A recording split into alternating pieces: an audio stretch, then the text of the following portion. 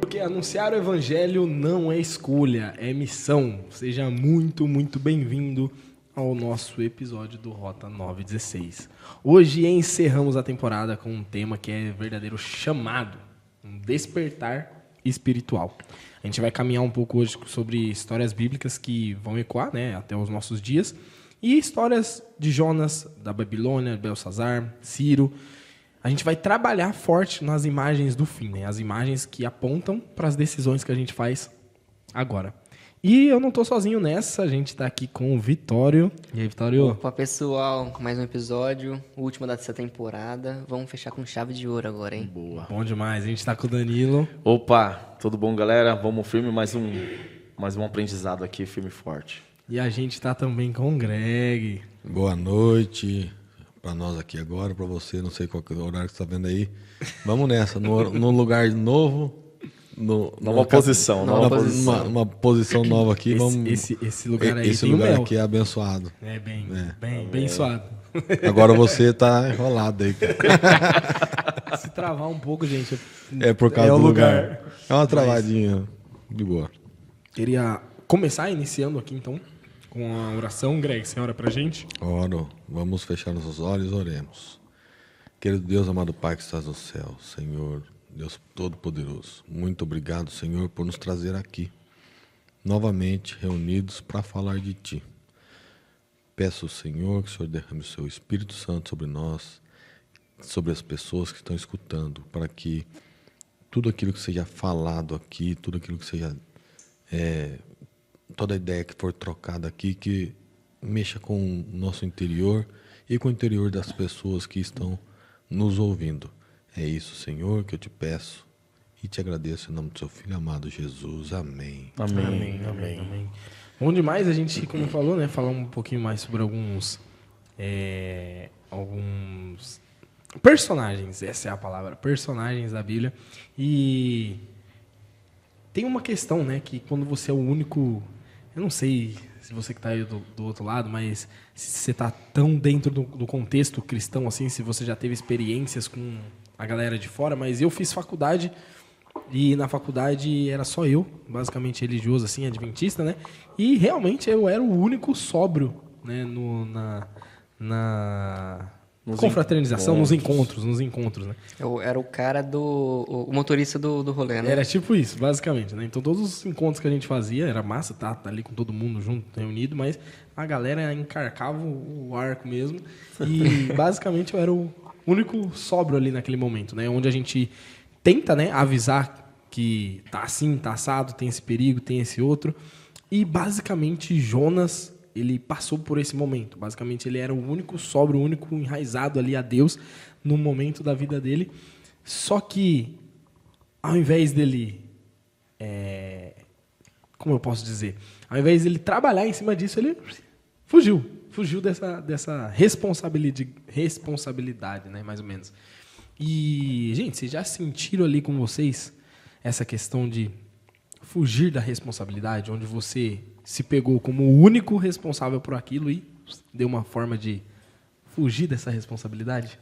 Muitas vezes, cara. Acho que quase todo dia tem alguma coisinha ali que bate na porta e fala assim, é com você isso daí. Ó, tem que tomar cuidado, porque ele trabalha junto com o Danilo, agora ele tá revelando na mesa, ó, Danilo. Deixa ele terminar de falar, Continue. Continua. Cuidado. Ele só vai falar assim, amanhã a gente conversa. Nada, que é isso. Não, mas quando a gente fala de, eu acho que vamos tirar do aspecto religioso, vamos jogar pra vida inteira. Boa. Então, vamos começar nesse ponto. Quando a gente fala de fugiu a palavra aqui. Responsabilidade. Isso, responsabilidade. Deu uma... Eu acho que a cadeira do Greg veio pra cá agora. Ó, aí tá de brincadeira. Tá tirando, vai. E quando a gente tá com essa responsabilidade, eu vejo que tem 3 formas de a gente passar por isso. Ou a gente tem medo. Então, vamos lá. A gente tem medo do que pode acontecer. Medo do resultado. Ou a gente não quer encarar. De vez. Tá com medo, aquele medo, sabe, que... Fala assim, o medo do que a pessoa vai achar da gente. A gente tem um medo de um resultado que pode ser bom, Se for bom, maravilhoso. A gente vai falar assim, pô, consegui. Mas tem aquele medo que se fala assim, putz, cara, tô lascado. Cara, eu... Aí já olha ali pro chefe. Nada, cara. Chefe é Brincadeira. Cristo. Sim. E quando a gente pega no espectro religioso, cara, o ano passado, pra mim, eu tava vivendo uma seguinte frase que se encaixou perfeitamente nesse tema. É ir onde Deus mandar. É difícil demais, demais, demais, demais, demais. Mas tentar fazer ir onde Deus mandar foi o tema eu falo assim, foi o tema do meu ano passado. É difícil até de você entender onde Deus está te mandando. Exatamente. Né? Contextualizando um pouquinho, eu tava ajudando em um clube e eu vi que eu não tava sendo útil ali. E chegou um ponto que eu falei assim, pô, vou parar, vou sair, sabe? E aí chegou uma pessoa e falou assim, ó, eu quero a sua ajuda nesse departamento. Eu falei assim, vamos lá, beleza. E uma outra pessoa começou a conversar comigo e falou assim, olha, tem esse clube aqui que tá crescendo, tá bem pequeno, você não tá pra ajudar lá? Aí eu falei assim, vou ver, vou pensar. Aí eu fiquei enrolando, mas sabe aquele negócio, sabe aquele sentimento, aquele incômodo que a gente veio falando no episódio passado? Que é aquela vozinha fala assim, é você. Fica batendo lá, é você. E com isso eu acabei assim, vamos lá. Vamos abraçar, vamos com a cara e coragem. Porque se é um chamado, Deus vai me capacitar, vai me ajudar. Mesmo que eu não sei o que eu vou fazer. Mas eu sei que eu tenho que ir, ele vai dar um jeito. Cara, você terminou aí, né? Terminei. Eu tenho eu fujo de uma responsabilidade minha. Já tentei implantar, mas eu nunca avancei, nunca insisti. Qual que é uma responsabilidade minha? Essa é escancarada para mim, a maior falha minha. Eu acho que eu, como a cabeça ali de um empreendimento, eu tinha que encabeçar ali, né, redundância aí, uma oração matinal. E eu não faço isso. Por quê? Porque às vezes eu fico pensando o que as pessoas vão pensar. O que eles vão... tipo assim, a gente vive num mundo tão complicado de se contratar pessoas que eu falo assim, se eu começar às vezes... Tem gente que não pensa lá na frente e pode colocar isso aí como um empecilho para você sair. Mas, cara, ao mesmo tempo eu tenho a plena convicção de que eu fazendo isso daí eu vou estar me ajudando, vou estar ajudando a empresa, vou estar ajudando as pessoas que vão estar lá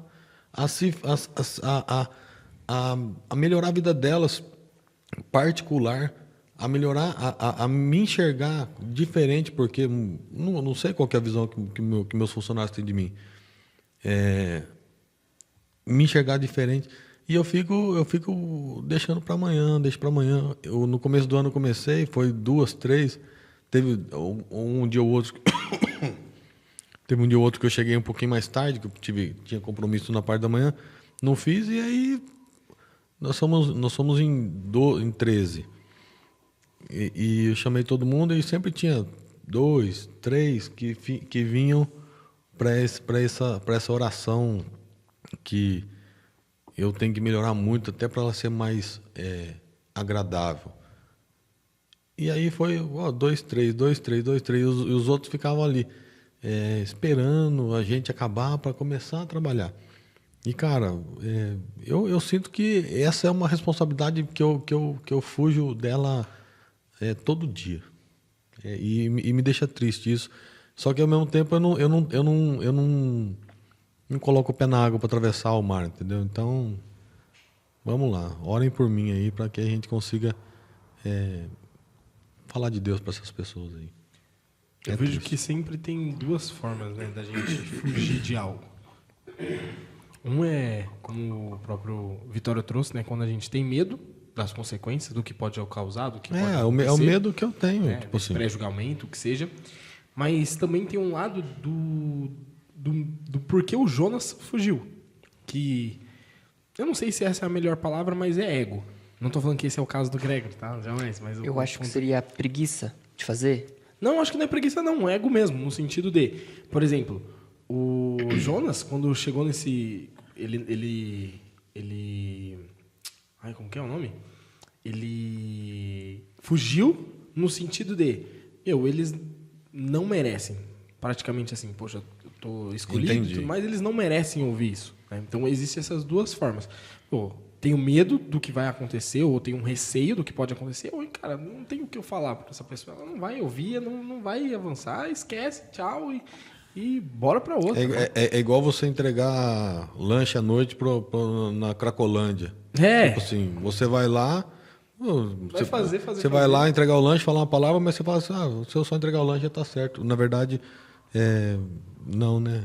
O que você falou aí, não, é o mesmo sentido, né? Exatamente. E essa é um ponto que ninguém também quer ser taxado como egoísta, né? Com um ego inflado. Ninguém quer ser taxado assim. Você não quer, Danilo não quer, Vitória não quer. Ninguém vai olhar isso. E a gente, às vezes, vai dar uma desculpa para nós mesmos, no sentido de, cara,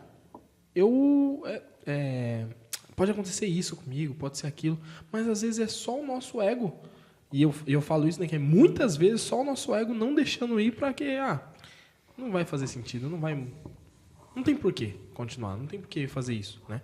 E até pegando esse gancho, a mensagem que Jonas tinha que trazer, né, que a gente está trabalhando aqui com essas imagens finais, poxa, Nínive estava num estado totalmente deplorável. Ou ele ia lá e tentava essa última chance, ou esquece, vai detonar tudo, vai lascar tudo. E a palavra que ele tinha que falar com o povo não era nem, tipo... Era uma palavra de arrependimento, mas era justamente para falar, gente, o caldo vai engrossar para vocês. Já era, não vai ter o que fazer. Né? E aí entra no que o Greg falou. Cara, você já tentou tantas vezes... Por isso que eu falo, né? Tem os outros sentidos. Tem aquele do medo, mas tem aquele que você já tentou tantas vezes, que é sua responsabilidade falar e você dá pra trás e fala, cara, não vou lá. Não é uma preguiça, mas cara, o cara não merece mais.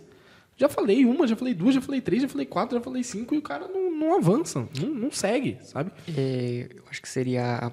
Eu tô pegando no meu textinho aqui, minha colinha. É uma frase acho que vai encaixar bem, que seria a palavra que carrega legal aqui, seria a falta de fé no resultado. A gente não tá com a fé suficiente no resultado que pode alcançar. O Jonas não tinha, eu não tinha isso. Não tinha fé que ele ia conseguir restaurar aquela cidade. Eu imagino assim, num ponto literal da história, que ele tinha base para não crer que ia ter mudanças. Né? Ele não foi a primeira vez que ele foi tentado, e não foi o primeiro profeta a ir profetizar a mandado daquela cidade. Então ele tinha, de certa forma, uma base para falar assim, cara, pela probabilidade, a previsão é que não aconteça nada. É colocar os empecilhos para cumprir o resultado, para cumprir o mandato. Quantos de nós, eu vou tirar por mim, em alguma ordem, que seja na vida ou até mesmo no universo religioso, em que eu tive uma ordem para cumprir e eu preferi enxergar lá na frente um empecilho, um obstáculo para não cumprir alguma coisa agora. Ele ainda tinha sua razão, né? Mas ele estava à prova. Ele só esqueceu de que, imagina que se Deus fosse da mesma forma com nós do jeito que ele estava sendo com os outros. Imagina. Tipo, vou falar com esse Vitor de novo, não, mas... o Danilo já tem 39 anos já nas costas, tô falando... Não entendeu ainda. Não entendendo, então vou largar de lado, você esqueceu a porta da graça para você, fechou. Ainda bem que Deus não age dessa forma, pelo que a gente entende na Bíblia. Né? E Jonas esqueceu desse relacionamento, porque ele era um profeta importante. Ele foi um profeta importante, é tanto que tem um livro dele. Então, ele esqueceu desse relacionamento, desse ponto em que Deus estava ali tentando e dando oportunidade. Falou, rapaz, você pode ir para onde você quiser, onde você for, o chamado vai permanecer. Eu falo isso porque, querendo ou não, era uma missão forte que ele tinha, era uma missão que assustava, né? Um chamado muito maior. E era uma mensagem, como eu posso falar assim, impopular, né? Uma mensagem onde não era comum trazer isso. Principalmente porque ele tinha que pregar arrependimento. Ele tinha que chegar pro povo e falar assim, meu, ou você se arrepende do que você fez, ou você vai queimar. Cara, você tem que se arrepender. Cara, por que é tão difícil trazer palavras de arrependimento, mensagem, levar essa mensagem de arrependimento para as outras pessoas? Eu acho que, em primeiro lugar, porque você não vive ela. Aí fica muito difícil. As pessoas verem as suas ações e as suas posturas e o seu viver, e elas vão olhar para você e falar, beleza, Danilo prega muito bonito, mas ele não vive nada do que ele fala. Isso, para mim, é um dos maiores empecilhos que tem, que torna difícil o cumprimento da minha missão. Para mim. Eu concordo com o que você falou aí. Eu também concordo. Voltou pra cá. Eu vejo que tem uma questão também, é que hoje a gente está em um mundo, em uma sociedade que todo mundo quer ser aceito. Então, se a massa... Validado, né? se a massa não quer, não gosta de arrependimento, vai ser Maria atrás das outras. Todo mundo vai atrás. E ninguém gosta de chegar e falar assim, Danilo, você tá errado, cara. Você gosta de alguém chegar e falar, você tá errado. Ninguém gosta de chegar pro Vitor e falar, Vitor, você tá totalmente errado. Não é assim que funciona. Pro Greg... Oi? Só mandar você longe. Entendeu? Então, quando o ser humano hoje não gosta de estar errado. Ele tem um ego, algo pessoal dele que fala assim, eu sou a razão e nada mais importa. A partir do momento que você você entende isso daí e você consegue controlar, a sua vida melhora muito, cara. Porque eu passo por isso aí todo o tempo, em relacionamentos com amigos, com relacionamento em casa, relacionamento com quem quer que seja. E a partir do momento que você, que nem o Danilo falou aí no episódio anterior aí, a partir do momento que você para de falar um pouco e escuta, as coisas tendem a melhorar. Mas eu fico pensando também, tipo assim, nos dias de hoje, voltando lá para a pergunta lá.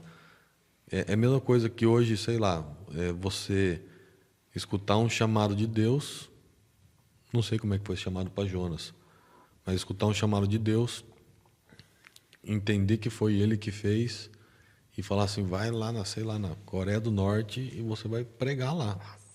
Você vai pregar lá no Estado Islâmico lá.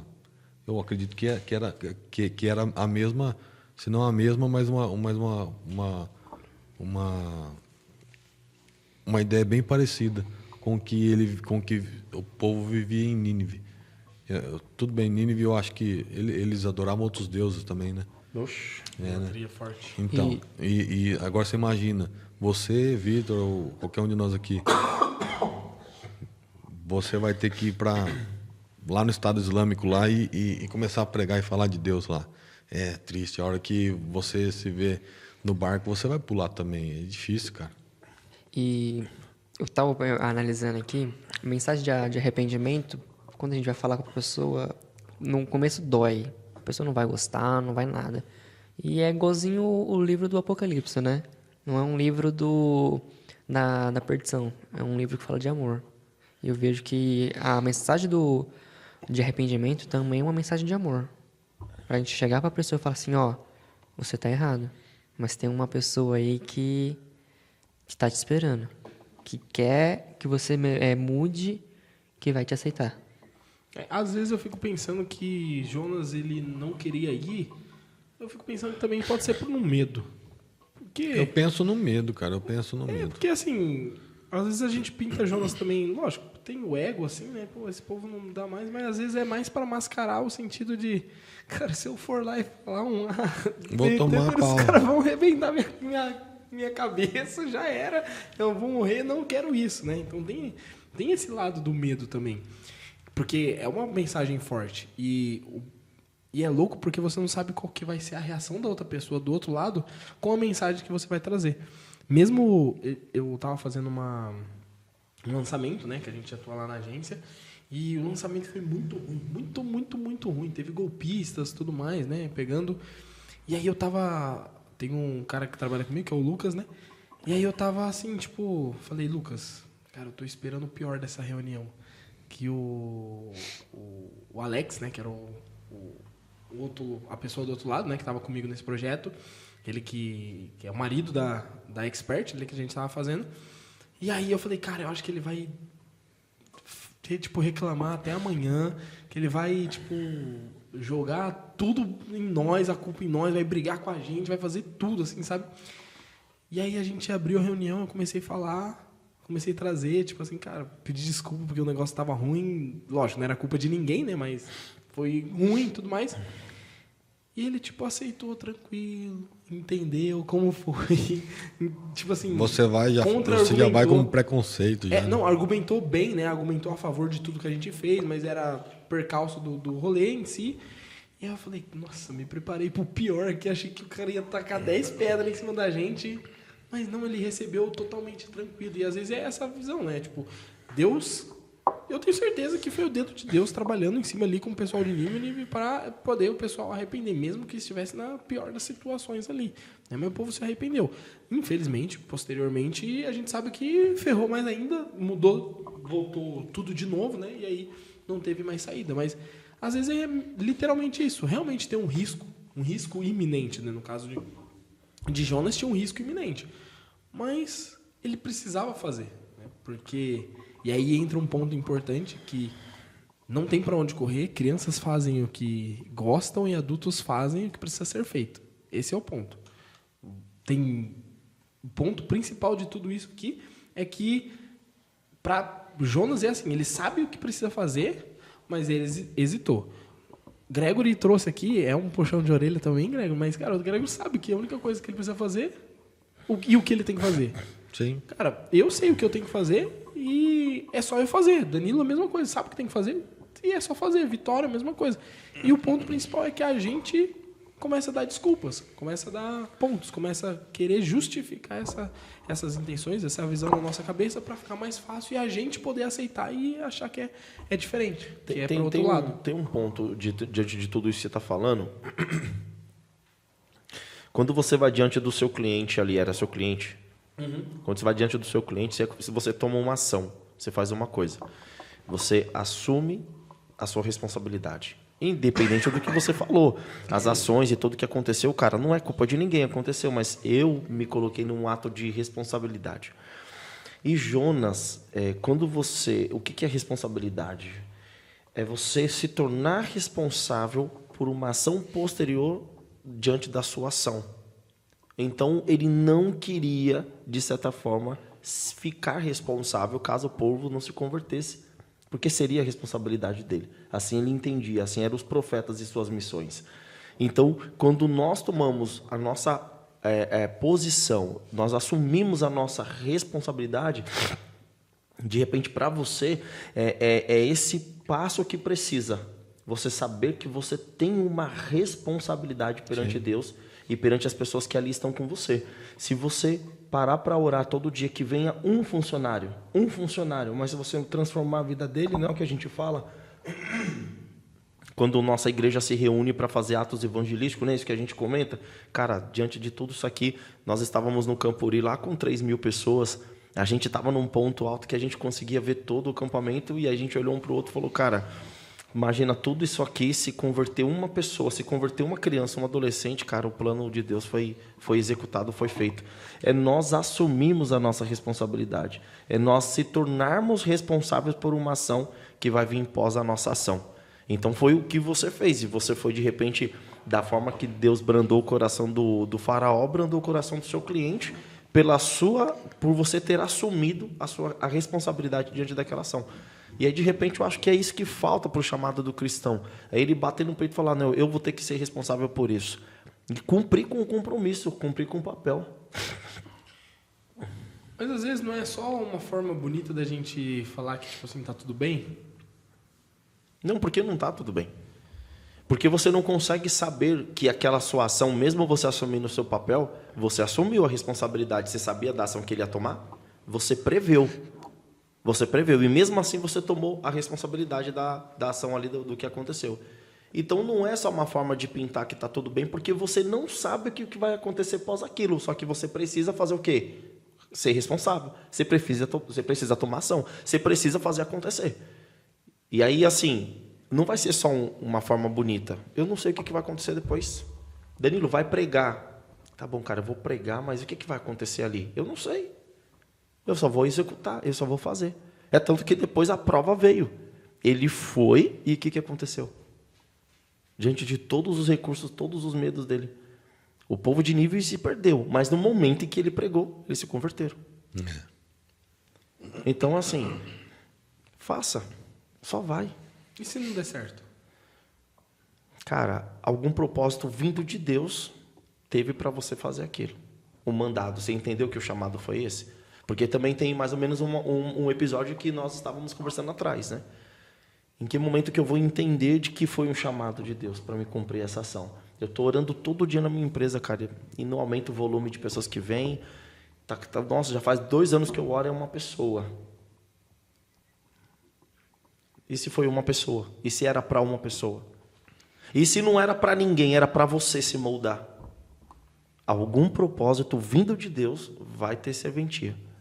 Bom, um ponto importante, que mesmo com medo, Jonas, ele fez. Ele foi, né? E a pergunta que fica agora para você é, cara, o que te impede de obedecer o chamado que Deus fez? O que você está colocando como barreira? O que está atrapalhando esse processo? Você sabe o que você tem que fazer, mas o que ainda te impede? Né? A gente já viu muito uma questão que... Eu não sei se isso já aconteceu com vocês, mas comigo já aconteceu bastante, que é quando a gente coloca no GPS em si, né? Tem alerta, tem os alertas em si, e a gente mesmo assim cai nos alertas, né? Então tem radar acontece demais. A gente está indo viajar, ou indo para um lugar que a gente não sabe, e tem um radar. Ou então até já conhece aquele caminho, né? Pô, tem um radar, tá de boa. E aí a hora que você vai ver, eita, passei. Não era para ter passado, não estava ali em cima. Né? Isso acontece demais, principalmente quando não tem essa confiança em quem realmente está mostrando, né? E Belsazar fez isso. E o mundo que a gente vê também, né? E aí um ponto importante para pensar, para a gente raciocinar para esse lado. Por que Belsazar caiu mesmo conhecendo a verdade? E aí um ponto importante para a gente é por que a gente cai mesmo conhecendo a verdade? Por que a gente... por que a gente cai mesmo sabendo que aquilo ali estava ali? Por que a gente toma multa mesmo sabendo que o radar estava ali? Por que a gente tropeça mesmo sabendo que tem aquele degrau? E aí? Vocês olham pra mim, né, pensando que eu vou dar aquela... Não, é só... se sinta tocado, é só se sentir tocado. Eu já joguei o brinquei pra você fazer essa jogada. Cara, quando... você comentando isso, uma coisa que me veio à cabeça é que a gente vai postergando, né? Na minha cabeça eu pensei assim, a gente vai postergando e falar assim, pô, já eu conheço aquilo dali, cara. É só eu continuar e vai dar beleza. É só eu manter a guarda do sábado e boa. Aí quando a gente vai ver, é uma pedrinha desse tamanho que entra na sola do sapato, vai te incomodando. Quando você vê, você desviou o caminho. Você voltou para casa, né? Você não desviou, você voltou. Exatamente. Você saiu do seu rumo. Eu vejo isso, eu penso nisso. Quando a gente conhece a verdade, a gente vai ficando tão acostumado, tão morno com aquilo dali, que depois vai... Como que eu posso falar isso? Vai virando banal. Algo vai acontecer, vai ficar banal. Algo ali, fala assim, não, é só um negocinho ali, vai pra cá, vai pra lá. Até antes da gente avançar, pode ser que alguém não saiba, né, a questão de Belsazar, o rei ali, assim, se você puder dar um passo pra trás. Claro. Que eu sempre prezo por isso e dessa vez eu esqueci, mas dá um passo pra trás só pra pessoa poder entender e lembrar quem que é Belsazar e por que a gente falou dessa questão de cair mesmo sabendo que tem um buraco ali. Certo. Viu? Fala também, porque eu me confundi uma vez com o Belsazar. Achou que era Daniel? Sim. Belsazar, mas você tá certo, dá para confundir tranquilamente. Dá para confundir então, mas só só falo assim para você deixar claro de qual é o que nós estamos falando. Nós estamos falando aqui do Belsazar, que é o sobrinho de Nabucodonosor, o sucessor de Nabucodonosor. Ele já conhecia toda a história do seu tio, né? E o Vitor trouxe essa essência porque ele sabia de muita coisa, mas ele cometeu um ato consciente. E aí volta esse link que nós vamos realizar e vamos fazer, ela é com as nossas ações no dia de hoje, porque às vezes você está tomando uma ação, um pecado consciente, né? E a Bíblia deixa muito bem claro que esse pecado, se ele permanece a ponto de endurecer seu coração e você não ouvir a voz do Espírito Santo a ponto de se converter, ele não será mais perdoado, né? Então há um cuidado muito grande. Peraí, antes de você até avançar, porque isso vai surgir na mente e só para a gente não perder esse raciocínio. Então quer dizer que se eu peco, sabendo que eu estou pecando, não tem, ainda assim tem saída para mim? Tem saída para você. Porque assim, existe duas formas de eu pecar. O consciente e o inconsciente. Que senão Jesus não ia trazer para mim que se eu olhasse para uma mulher e desejasse ela, eu já estaria pecando. Então eu posso fazer algo consciente de forma consciente. E a graça de Deus ele vai perpetuar até o momento em que o seu consciente vai ainda ouvir a voz do Espírito Santo para te converter. Então, eu já entrei num debate que as pessoas muito ainda se assustam. Poxa, mas eu, cara, fiz uma coisa muito consciente, eu pequei de forma consciente. E, cara, não quer dizer que Deus não te perdoou.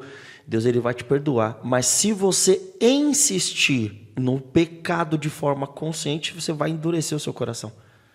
A ponto de que, então, você não consiga mais ouvir essa voz de retorno, de recuar, e você possa, então, se converter e se arrepender daquele pecado de fato. E aí, então, você não vai ter o seu pecado mais perdoado. Esse é o pecado que não será perdoado, que é o pecado contra o Espírito Santo. Beleza? Perfeito. Trazendo esse adendo. Então, vamos voltar pro sobrinho sem vergonha. E aí, quando o Vitor traz na essência de que algo que ele fez de forma consciente, né? Ele mesmo conhecendo toda a história do seu tio, ele ainda quis, quando ele assume o trono, ele ainda ali está fazendo um festejo e ele manda trazer os utensílios da casa de Israel. E ele é informado, né? Ele é informado de que... Pode falar. Teve até um episódio antes, que provavelmente devam ter contado isso para ele, em questão de Nabucodonosor, que também se vangloriou dos próprios itens, né, desses mesmos itens, né, praticamente, e teve consequência também. Exatamente. Ele também viu a consequência do tio dele, que ficou durante 7 anos imaginando ser um boi comendo capim. Mas mesmo assim ele não se importou. E quando ele está dando essa festa... ele manda trazer os utensílios para celebrar. Eles estavam ali comemorando aos deuses do ouro, da prata e do bronze. E então ele é alertado pelos próprios conselheiros, que também eram pagãos, mas não eram burros. Senhor, são utensílios sagrados da casa de Israel. Então, quando ele ouve de forma ácida que não podia estar mexendo nesses utensílios, né? Ele, mesmo assim, ele ordena, então, todos os utensílios da casa de Israel é trazido para aquela festa, para aquela orgia, para aquele festejo, de muita bebedeira, de muita coisa errada. E é então que acontece algo extraordinário, não é isso?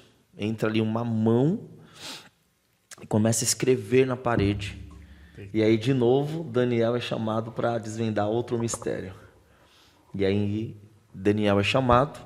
ele escreve ali numa linguagem que ele não conhece e fica para a festa, fica todo apavorado.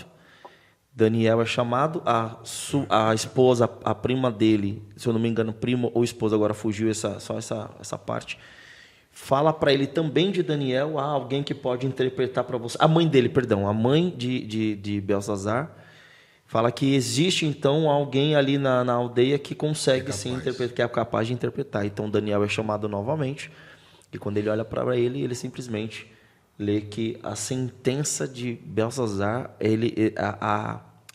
Daniel fala assim, que afronta a Deus e todos os erros que ele havia cometido chegaram ao céu 3 vezes mais que o seu tio. Então, ele foi pior que o tio dele, com aquela ação, né? Diante de todos os erros que a gente conhece de Nabucodonosor. E então Daniel dá a sentença de que Deus decreta ali então a sentença de que ele cairá e ele será morto pela própria mão de Deus. Então esse é o contexto da história de quem é Belsazar e sua ação, que foi uma pessoa que mostrou para nós de uma forma muito amarga conscientemente tomar a frente cometer um erro de forma consciente, não é isso? E todas essas histórias de Nabucodonosor, de Beltesazar, do povo de Nínive, deixa bem claro para a gente que você, mesmo sabendo, teve um tempo que Nabucodonosor confiou em Deus, do jeito dele lá, não sei como é que foi. E Beltesazar também, e o povo de Nínive também.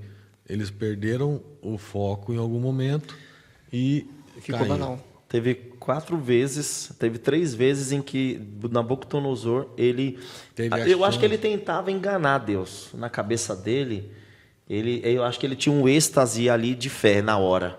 Porque a primeira vez em que ele com Sadraque, na primeira vez que Daniel vem e interpreta o sonho, revela o sonho e interpreta, ele adora Deus naquele momento. Não, então que seu Deus seja adorado, glorificado. Depois, com Sadraque, Mesaque e Abednego, quando ele sai de lá vivo da fornalha, ele não, que seu Deus então seja glorificado. Mas aí Deus já entendia o coração dele, e aí só no final mesmo que ele foi se prostrar e foi entender. É o que eu queria falar, tipo assim, a gente não pode perder o foco, que nem a gente falou no episódio passado. A gente não pode perder o foco, porque você, mesmo estando em pé, você tem cara, em algum momento você pode cair. Você não pode perder o rumo ali, o foco que você tem que ter para você não cair. Então, o povo, os reis, eles sabiam, como nós sabemos. O povo de Nínive acreditou, como nós acreditamos. Mas em algum momento eles se perderam e o final está relatado na Bíblia o que é. E vai acontecer com a gente também se a gente tomar o mesmo rumo. Total, você ia falar, Vitória, claro. Cara, a gente, como eu tinha comentado antes, quando eles vão se perder, é que eu vejo que eles ficaram... a verdade para eles ficou banal. Ficou algo desnecessário ali para eles. Ligou automático. Ligou automático. Quando a gente tá lá, quem assistiu o último episódio vai saber. Pegou a chave ali de um apartamento no automático, entendeu? Peguei a referência de uns últimos episódios. Quem não entendeu, volta lá e assiste. Tiago vai dizer que a gente tem que ficar vigilantes. Ele vai dizer que nós temos que estar a todo momento vigilantes.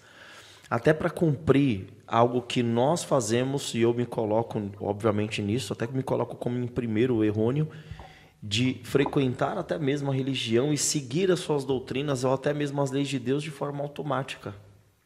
Nós não perdemos essa vigilância, nós perdemos o ponto crucial de ter atenção e responsabilidade diante disso, e aí é o momento que nós caímos. Porque a gente está vivendo agora uma consequência tradição, e não algo que eu estou fazendo premeditado e com responsabilidade e compromisso. E basicamente isso é o vigiar, que o Gregory trouxe. Essa é a parada do vigiar, de você não perder de foco, do foco, né? E a gente perde o foco quando tá tudo bem. Você imagina lá as virgens lá. Se ela tivesse um rio de azeite lá, ela ia ficar preocupada? Nada. Cara, tipo assim... Ia gastar tudo ali e ia falar, nossa, não tem mais, acabou. Não, fala assim, você vai acabando, você vai colocando, vai acabando, você vai colocando. Tem hora que a gente se vê desse jeito. Eu me vejo de vez em quando. Mas o fogo não vai acabar porque tem sempre azeite. Tem sempre. Mas mesmo com o rio transbordando, a minha falta de atenção e no meu automático, o que acontece? A chama vai se apagar. E uma vez que se apagar, não teria como, mesmo com o azeite, acender de novo. Sim, não. E é aí que mora o perigo do orgulho, né? Da autoconfiança. É isso que eu queria, é nisso que eu queria chegar. Tipo assim, você tá tão autoconfiante ali que tá tudo certo que você perde o sentido do negócio ali. Na verdade, você não dá a importância devida para Deus. O problema de Beltesazar não era a ignorância, até porque ele sabia, ele conhecia exatamente isso. O Danilo falou, não era tio não, era pai, né? Era o pai dele, o Nabucodonosor. A gente falou tio? Acho que ele é o sobrinho. Você falou tio, Falei acho. tio, Acho que você mas- falou tio, mas ele era pai. Eu acho que era tio também. Ai, tava escrito aqui ele pai, só se eu ler. É tio, cara, é sobrinho. Belsazar e Belsazar, gente. Ele era filho de Nabomino. Nabo alguma coisa aí. Pode procurar aí. Belsazar, ele é sobrinho de Nabucodonosor. Não, ó, tá aqui, ó. No teu reino, um homem que tem o espírito dos deuses santos. Nos dias do teu pai, se achou nele luz e inteligência, sabedoria como a sabedoria de deuses. Teu pai, o rei Nabucodonosor, sim, teu pai, ó rei, o constituiu chefe dos magos e cantadores, tal.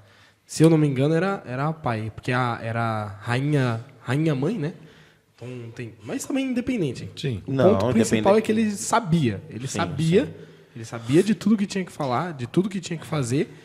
Ele agiu com orgulho, não foi ignorância dele. Ele não foi algo de, não sabia que não podia pegar isso aqui. Realmente era orgulho, né? Conhecer a verdade não garante salvação. E aí esse é um ponto importante, tá, gente?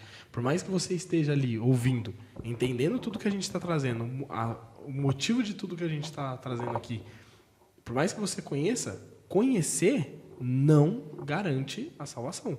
Aceitar garante. Você pode ser o maior conhecedor possível. Se você não aceitar, e o aceitar é viver, é seguir em frente disso, não adianta. Não adianta. Não vai dar certo. Sim, existem coisas que são extremamente essenciais para a nossa salvação. E existem curiosidades. Então, eu falo para você que está na sua casa, pesquisa aí se era sobrinho, se era tio, se era pai, o que era. Boa. E coloca nos comentários aí pra gente. Já deixa certo. Porque essa questão não vai te salvar. O que vai te salvar é Deus e a confiança nele. Cara, total, perfeito. E a gente vê também, gente, que assim, aquilo ali era uma festa, né? Era uma festa da Babilônia, propriamente dita. E qual que é o paralelo que a gente consegue fazer entre a festa de Babilônia e os nossos dias?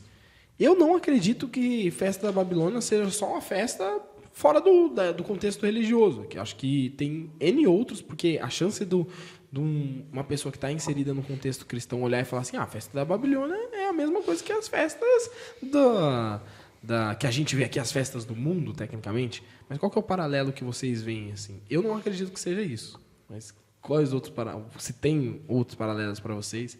Ou que paralelo que exista em relação à festa da Babilônia e os nossos dias de hoje? Antes de é importante a gente fazer essa correção aqui. Não era nem tio e nem sobrinho. O erro de interpretação foi meu. Ele era neto. Era neto. Então, Belsazar, ele foi neto de Nabucodonosor. É porque tem o Belsazar e tem o Beltesazar, né? Isso. Então, Belsazar é com SZ. Ele foi o sobrinho de Nabucodonosor, o sucessor ali por um período muito curto do rei da Babilônia, né? Porque onde aconteceu essa festa, tá? Então, mas fala para mim, mas ele não foi um rei. Ele assumiu o trono. Ele assumiu o trono porque o pai dele era o Nabomino, se eu não me engano. Depois você pesquisa aí também. E ele era ausente, ele era um rei ausente. Ele aconteceu meio que depois a gente entra nesse contexto, se for preciso. Mas assim, ele perde o direito, o filho de Belsazar, de Nabucodonosor perde o direito do trono. Então, por algum motivo ali, por alguma artimanha ali da família, que Belsazar, o neto, ele assume o poder ali por um período muito pouco, porque ele se melou todo e já foi morto. Então, só fazendo essa correção, peço desculpa ao nosso público aí, porque eu trouxe como sobrinho, mas estava muito fresco na memória do sobrinho, e na verdade é neto, beleza? Só fazendo então. Ele já responde, não pode dar pergunta não vai dar uma de Greg não. Não. Só peço que você responda, porque eu não estava prestando atenção que estava fazendo a pesquisa aqui. Perguntar de novo. Pode pesquisar. Qual que é o paralelo que a gente encontra entre as festas da Babilônia e o mundo atual, né? Aqui no nosso contexto, porque a chance que o cristão de olhar, o cristão não, né? Mas a pessoa que está inserida no meio religioso é falar que a festa de Babilônia é as festas do mundo. Eu, Vitor, não acredito que seja só isso, que é essa comparação direta. Acredito que tenha outras questões. O que vocês me enxergam disso, né? Que paralelos você vê entre a festa de Babilônia e o nosso mundo de hoje em dia? Ou os nossos dias, né? A análise que eu faço muito para mim, tá? Eu vou falar pro Danilo, tá bom? É uma das coisas que às vezes eu tenho que pegar um espinho e enfiar em mim para mim sentir a dor. E às vezes eu falo, cara, não, eu preciso aprender de uma outra forma, eu preciso recuar. É muito fácil quando nós vamos apontar uma festa propriamente dita. É uma ação. Hoje eu estou vendo, então, um irmão meu, que seja da igreja ou fora da igreja, e eu estou vendo ele foi para balada. É coisa mais fácil do mundo para eu tomar a minha posição de julgar, né? Mas essa festa, dentro de vários relatos da Bíblia, na verdade, vários pecados ali descritos na Bíblia, eu posso trazer um paralelo e diversas práticas que eu cometo. Não é o ato da festa, mas é o que eu falo, o que eu visto, o que eu escuto, o que eu vejo, o que eu falo, a minha ação, a forma que eu brigo, a forma que eu converso. Então, essa festa, no paralelo, na simbologia, nessa comparação, assim, para mim, essa festa propriamente dita de Belzazar é quando eu quero fazer a minha vontade. É quando eu quero... eu vou encontrar um jeitinho de achar que eu não estou pecando. Eu vou encontrar um jeitinho de achar que não, Senhor, isso aqui está tudo certo. É quando a minha vontade está sobre a mesa. Eu deixo toda a minha vontade carnal falar mais alto e não tem mais a vontade de Deus aqui. Boa. Concordo com você e vou ser um pouco mais prático aqui na minha ideia. As festas da Babilônia, o povo eles não acreditavam em Deus. Eles sabiam que existia, mas não acreditavam. Hoje em dia, tem muito cristão, é a maioria, todos, a grande maioria dos cristãos, eles estão em festa, sabendo que Deus está lá em cima, olhando por tudo, entendeu? Então eu penso que na Babilônia eles faziam o que faziam, só que muitos deles faziam de forma cultural ali e pronto, acabou. E hoje não, hoje todo mundo tem ciência do certo e do errado, que Deus está lá em cima, que você muitas vezes sabe que está fazendo errado, mas vai porque é uma moda, é um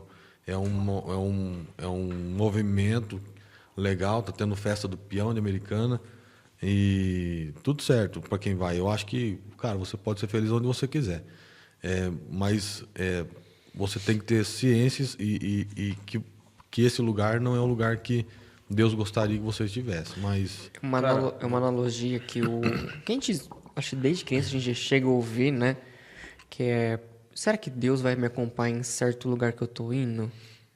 Será que Ele vai estar ali junto comigo quando eu vou entrar em uma determinada festa? Ele vai me acompanhar ou Ele vai ficar esperando do lado de fora? Muita gente vai falar que não vai te acompanhar. Gregory, eu acredito que Deus está com você. Ele não vai estar feliz com você, mas Ele vai estar com você. É o que eu penso, tá? Você pode discordar, você também. Mas eu penso que ele vai estar com você. Ele está ali, mas ele não está feliz do jeito que você... Eu acredito. Porque deixa eu só terminar aqui rapidinho o meu raciocínio. Fica à vontade. Quando a gente pega essa festa de Babilônia, a gente compra, então, como você falou, são lugares que a gente olha sabendo que Deus está ali do nosso lado, que Ele está ali, mas Ele não está feliz. Tá tudo sendo relatado ali, ó. Pô, Vitório foi lá, não sei o quê, tá subindo um anjinho, pá. Só anotando. Eu falo assim, pô, ele tá naquela festa lá porque ele gosta disso, daquilo, faz o desejo carnal dele. A gente pode pegar que seria o mundo hoje. É um mundo que tá morno. Tá quase esfriando, vamos dizer assim. É um mundo que não tá...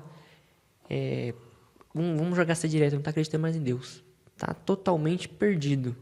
Eu acho que eles acreditam em Deus, mas acreditam mais ainda que no final Ele vai perdoar, entendeu? Eles acreditam, mas faz tudo, fala assim, no final Deus é misericordioso. Estão ficando sem vergonha, entendeu? Você trouxe uma análise, cara, muito, muito show de bola. Por quê? Vamos comparar Babilônia com Israel. O que elas tinham de diferente?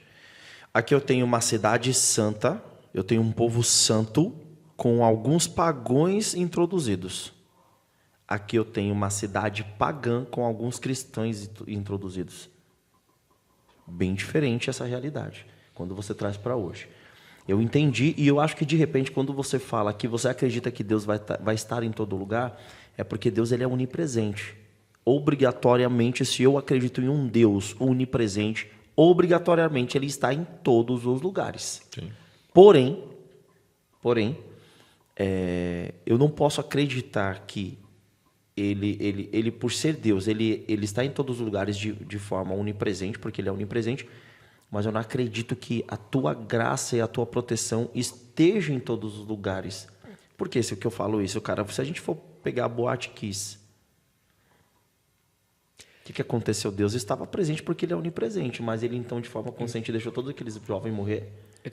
Eu só concluí. As escolhas que nós tomamos, obrigatoriamente Deus está no nosso meio porque ele é onipresente, mas a minha escolha e a tua pode fazer com que Deus ele não tenha mais ação sobre a gente. Ele vai estar lá. Se você for babalado, ele vai estar lá, porque ele é onipresente. Mas a tua escolha faz com que ele não tenha mais nenhum poder sobre você, até mesmo de guarda e de graça. Porque a sua escolha fez com que ele te tomasse ação. Ele não tem mais ação sobre você. Os anjos não te guardam mais. Porque você escolheu isso, entende? Agora, quando nós, filhos de Deus, mesmo os escolhidos, tomando de repente uma determinada ação, e eu escolho, e as minhas escolhas fazem com que Deus ainda permita ter poder sobre mim, é o que eu acredito, né? Não estou nem de longe estou confrontando aqui a ideia dele. É porque muitas das vezes eu fiz uma bagunça na minha cabeça de acreditar isso, mas acho que é porque a sua ideia de crer que Deus vai estar ali, porque ele é onipresente. Ele vai estar em todos os lugares, isso é fato. Assim como também lá em Guarulhos tem um ministério chamado Porta da Balada. Eu cheguei a fazer uma vez parte. Eles vão lá de sexta para sábado e de sábado para domingo. Aí eles levam bastante água e levam os livros e levam chocolate. E aí eles ficam na porta da balada. A balada abre 5 horas a porta da saída, o pessoal sai e já começa a evangelizar. E o que tem de pessoas sendo convertidas por este ministério, cara, é surreal. Entendeu? Então, eu acho que é mais da nossa ação, as nossas escolhas, do que fazer, de como atuar para que Deus esteja ali com a gente ou não, entende? Não sei se eu bolei muito aqui. Eu concordo com você. Eu também tenho essa ideia de que, porque Deus é onipresente, mas puxando esse gancho que você colocou aí. Cara, eu já fui em festa, já fui em... Ixi, você nem tem ideia. Existem festas e festas. Eu sei disso. Tá? Existem festas e festas. Não vou entrar no contexto da boate, mas eu acho que se você for numa festa de orgia, de bagunça, que você vai ver só coisa horrível. Pesada, né? Pesada. Eu acho que ali Deus não te acompanha. Eu acho que ali ele tira todos os seus anjos. Mas eu acredito, tá? Que você numa festa de peão, de americana, de qualquer lugar que seja, cara, eu acho que não tem como ele ser só por ele ser onipresente. Por quê? Você pode estar lá você tá lá sendo lembrado a todo tempo pelo Espírito Santo que você está no lugar errado. É esse ponto que eu queria falar. Você pode sair da boate e encontrar alguém que vai te evangelizar. E se você não tivesse ido na boate, não estou falando que é para você ir na boate, mas se você não tivesse ido na boate, talvez esse encontro demorasse mais um tempo. Entendi. Eu acho que tudo acontece do jeito que Deus prepara. As escolhas são nossas. Eu já fui em festa do peão que teve relatos, teve músicas que, cara, eles em algum momento lá eles falam de Deus. Em algum momento eles falam de Deus. Se é da boca para fora, não sei. Eu acredito que não. Aguenta aí. E nesse momento você pode ser tocado. Você pode ser tocado. Deus pode usar um cantor para cantar uma música de amor lá que vai não estou falando que Deus vai usar ele, mas vai lá, vamos lá. Deus vai usar para que você seja tocado e lembrado de alguma coisa mais importante do que só estar ali, entendeu? Então, eu acredito que Deus está lá porque Ele é onipresente, mas acredito também que nesse tipo de festa, que não é uma festa que você vai lá para transar com 30 mulheres, você não vai lá para beber e se drogar todo o tempo, você não vai numa orgia mesmo de bagunça. Essa festa, eu acredito que Deus vai te abandonar, Ele vai te deixar lá. Eu penso o contrário. Eu penso que... Eu sei, né, que a gente está para um lado um pouco diferente, que abriu isso aí, eu vou ter que fazer essa volta depois, né, ter que trazer vocês. Mas, pegando esse gancho, eu acredito o contrário, tá, Greg? E não querendo defender algo do tipo, mas eu acredito muito que... indo até um pouco ao contrário do que ambos falaram, eu acredito muito que Deus está independente do lugar. Não só por Ele ser onipresente, e sim porque... ainda assim, quem está nesse mundo ainda é filho dele.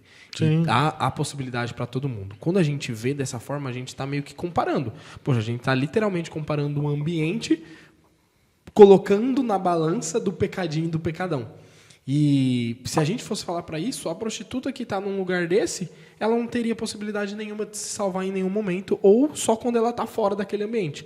E a gente sabe que até mesmo dentro do ambiente ela pode se converter, ela está ali o tempo todo trabalhando na mente. Então, na minha perspectiva, independente do lugar, Deus está ali, principalmente o Espírito Santo, ele tem um único propósito de falar com você diretamente. Sim. É muito mais difícil de você sentir a presença dele e transmitir isso para outras pessoas, porque o lugar ele já não é propício para aquilo. Já voltando porque você está falando, e agora você falando aí, me deu até um estalo aqui.